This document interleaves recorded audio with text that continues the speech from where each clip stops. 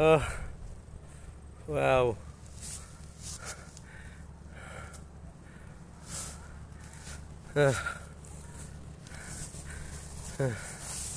Yan.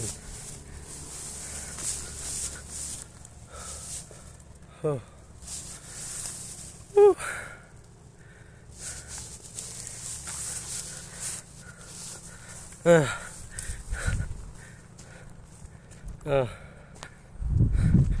Ayan, next time doon na tayo pupunta. Sa ngayon hanggang dito muna tayo. Kasi hirap. Oh Lord, thank you po sa mga pagkakataong ganito.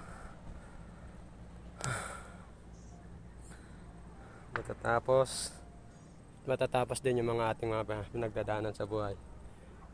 Lord, thank you po. Sana po kayo pong maging mag-lead sa aming mga buhay. Patawad po, Lord, kung may mga nagawa ako sa aking mga kapwa, mga kaibigan, kapatid, kamag-anak. Lord, patawad po. Sana po patnubayan niyo po kaming lahat bago matapos po ang taong 2025.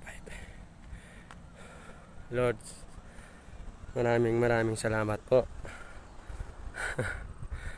Kahit medyo na sa totoo lang po, masama po talaga yung aking pakiramdam. Kahapon, di po ako pumasok sa aking trabaho. Lumiban po ako kasi ayoko naman po mahawaan yung mga kasamahan ko at mga taong pwedeng kung makahalawilo. Yan, ang ganda ng gusto ko. Ito po yung aking outfit.